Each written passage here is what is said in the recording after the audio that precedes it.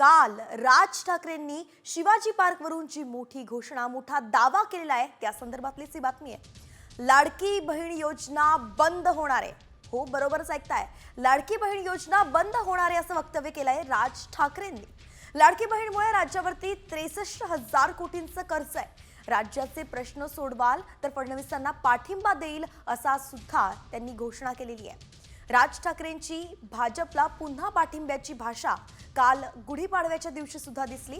राज ठाकरे खरं तर काही मोठ्या घोषणा करतील अशी शक्यता वर्तवली जात होती, मात्र पुन्हा एकदा त्यांनी भाजपला पाठिंबा देण्याची भाषा केली आहे। मात्र हे बोलता त्यांनी सांगितलंय की जर चांगली कामं केली तरच, राज्याचे प्रश्न सोडवले तरच फडणवीसांना पाठिंबा असेल।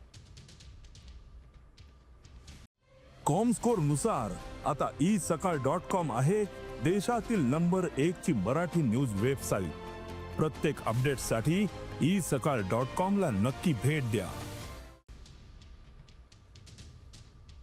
कित्येक गोष्टी आहेत ज्या विधानसभेमध्ये बोलल्या जाऊ नयेत। लाडकी बहीणचं काय झालं? काही नाही,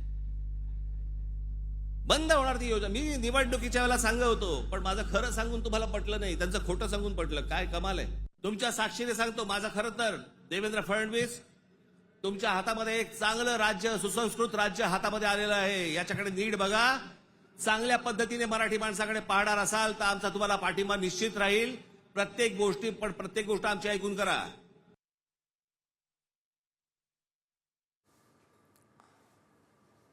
तुमच्या साक्षीने सांगतो, माझं खरं तर देवेंद्र फडणवीस, तुमच्या हातामध्ये एक चांगलं राज्य, सुसंस्कृत राज्य हातामध्ये आलेलं आहे। याच्याकडे नीट बघा। चांगल्या पद्धतीने मराठी माणसाकडे पाहणार असाल तर आमचा तुम्हाला पाठिंबा निश्चित राहील। प्रत्येक गोष्ट आमची ऐकून करा। एकीकडे लाडकी बहिणी बद्दल इतकं महत्त्वाचं विधान त्यांनी केलंय, तर दुसरीकडे औरंगजेबाबद्दल सुद्धा, औरंगजेबाची कबर आहे त्याबद्दल सुद्धा राज ठाकरेंनी आपली भूमिका स्पष्ट केली आहे। औरंगजेबच्या कबरीवरील सजावट काढून टाका अशी मागणी राज ठाकरेंनी केली आहे। हा आमचा इतिहास आहे। अफजल खानाला शिवाजी महाराजांना विचारून पुरल्याचं देखील राज ठाकरे म्हणालेत आणि त्यानुसार ही कबर तिथेच ठेवा असंही ते म्हणाले आहेत।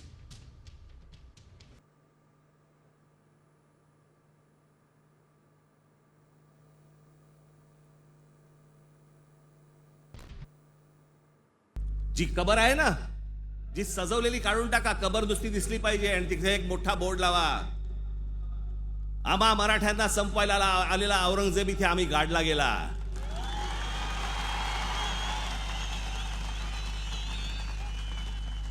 हा आमचा इतिहास। तो जो पुरला त्याला तिकडे अफजल खानाला, तो शिवाजी महाराजांच्या होकाराशिवाय पुरला नसेल। त्याची कबर जी केली आहे ती महाराजांना विचारल्याशिवाय केली नसेल। महाराजांनी सांगितलं असेल, निश्चित करा, जगाला कळू दे कोणाला मारलाय।